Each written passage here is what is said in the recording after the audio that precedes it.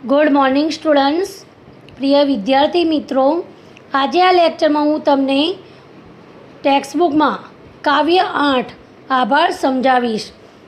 કાવ્ય 8 આભાર આ કાવ્યનો પ્રકાર સોનેટ છે. કાવ્યનું શીર્ષક આભાર છે, જેનો અર્થ છે કે કોઈ આપણું કાર્ય કરી આપે તો આપણે તેનો આભાર માનીએ છીએ. તો અહીં કવિ આભારની લાગણી વ્યક્ત કરે છે. આથી કાવ્યનું શીર્ષક આભાર છે. આ કાવ્યના લેખક કવિ ઉષ્ણસ. ઉષ્ણસ એ તેમનું ઉપનામ છે, તેમનું મૂળ નામ નથી. તેમનો જન્મ 28/12/1920 અને અવસાન એટલે કે મૃત્યુ 6/11/2011 થયું હતું. આપણે તેમના વિશે માહિતી મેળવીએ. નટવરલાલ કુબેરદાસ પંડ્યા તેમનું મૂળ અને પૂરું નામ છે. ઉષ્ણસ તેમનું ઉપનામ છે. નો જન્મ વડોદરા જિલ્લાના સાવલી ગામે થયો હતો. તેમણે અધ્યાપક અને આચાર્ય તરીકે કામગીરી કરી હતી. તેમણે અધ્યાપક એટલે કે પ્રોફેસર અને આચાર્ય એટલે કે પ્રિન્સિપલ તરીકે સેવા આપી હતી. પ્રસૂન, નેપથ્ય, આર્ધ્યા, મનોમુદ્રા, તૃણનો ગ્રહ, સ્પંદ અને છંદ, કિંકિણી, ભારત દર્શન, અસ્વથ્ય, રૂપના લય, વ્યાકુલ, વૈષ્ણવ, પૃથ્વીને પશ્ચિમ ચહેરે અને શિશુલોક તેમના કાવ્ય સંગ્રહો છે. તેમની સમગ્ર કવિતા સમસ્ત કવિતા નામે પ્રગટ થઈ છે.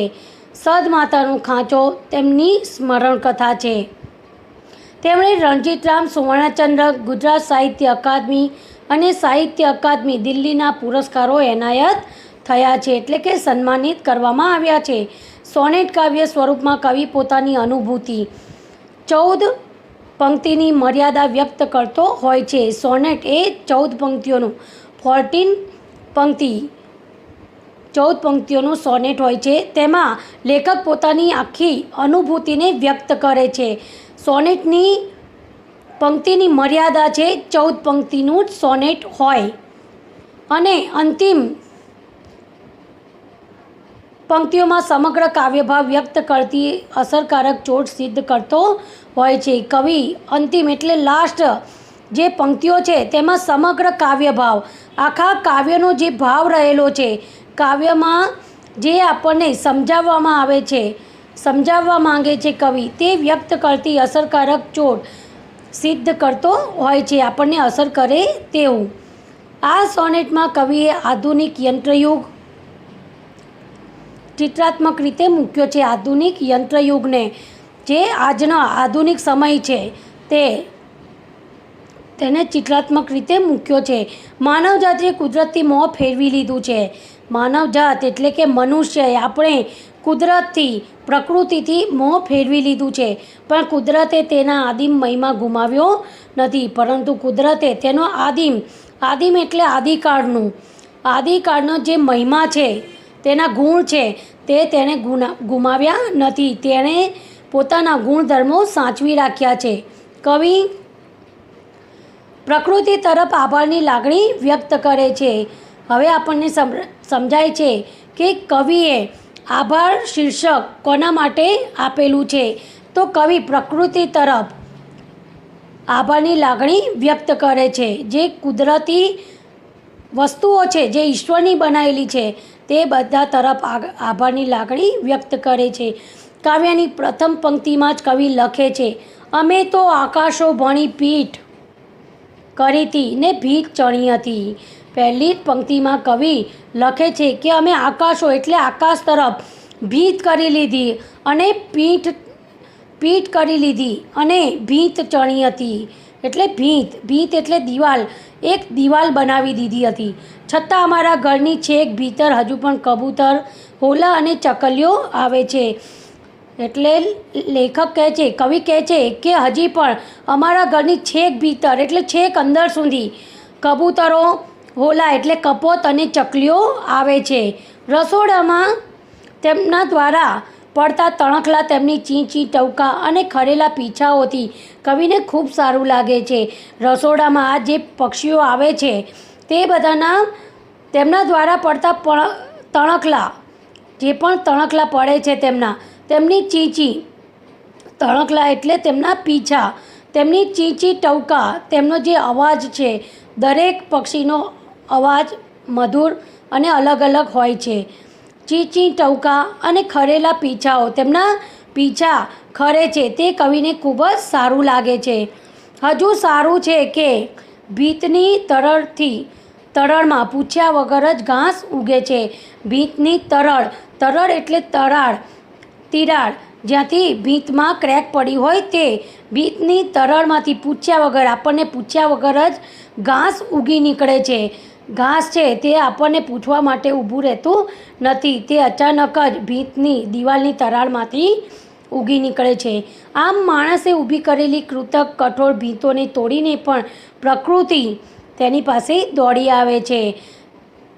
ઘાસ ઉગી નીકળે છે તે એ વાત સાબિત કરે છે કે માણસે ઊભી કરેલી આ કૃતક અને કઠોર ખૂબ જ મજબૂત દિવાલોને તોડીને પણ પ્રકૃતિ તેમની પાસે દોડી આવે છે. આપણે પ્રકૃતિને ભૂલી ગયા છે, પરંતુ પ્રકૃતિ આપણને ભૂલી નથી.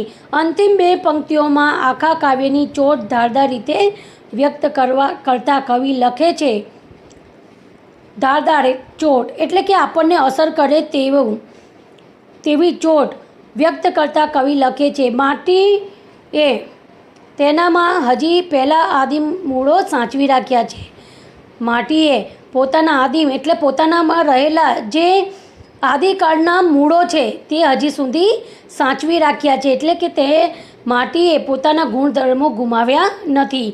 જેથી વાડે છોડે પ્લાસ્ટિકના ફૂલ ખીલતા નથી. આથી વાડ અને છોડ પર પ્લાસ્ટિકના ફૂલો ખીલતા નથી. હજી પ્લાસ્ટિકની જગ્યાએ અત્યારે જે ઓરિજિનલ વાસ્તવિક ફૂલો હજી ખીલે છે. માણસ ભલે બદલાયો પણ પ્રકૃતિએ તેના ગુણધર્મો સાચવી રાખ્યા છે. એ બદલ કવિ આભારની લાગણી વ્યક્ત કરે છે. માણસ ભલે બદલાયો, માણસ બદલાઈ ગયો છે, પરંતુ પ્રકૃતિ બદલાઈ નથી. પ્રકૃતિએ પોતાના માટીમાં રહેલા ગુણધર્મોને જાળવી રાખ્યા છે. તે બદલ કવિ પ્રકૃતિ તરફ પોતાની આભારની લાગણી વ્યક્ત કરે છે. આપણે કાવ્ય પંક્તિઓને સમજીએ.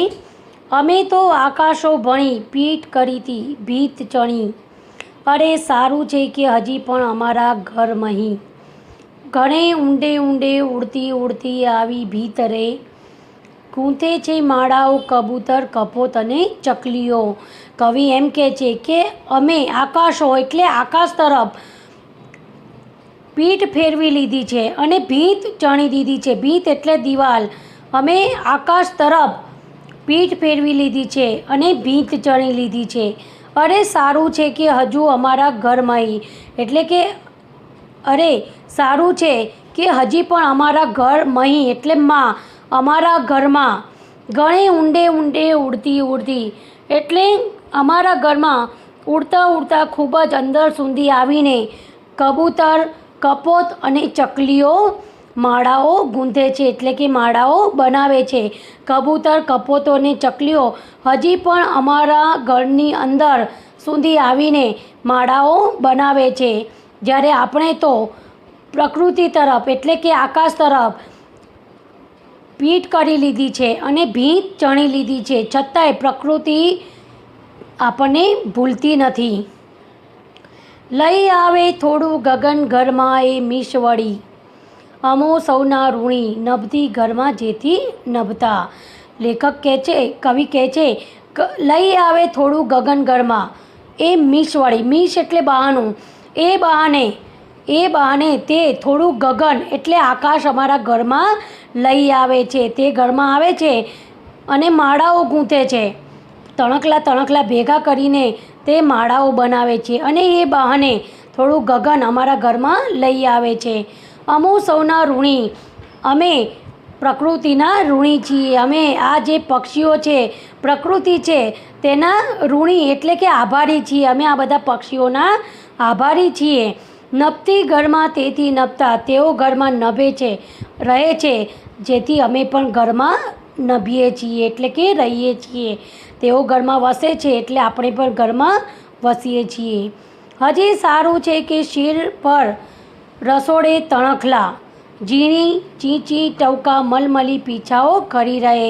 હજી સારું છે કે શિર એટલે માથા પર, રસોડામાં માથા પર તણખલા અને ઝીણા ઝીણા ચીંચી કરતા તેમના ટવકા અને મલમલી પીછા એટલે સુંવાળા જે પીછાઓ છે તે હજી પણ અમારા ઘરમાં ખરે છે.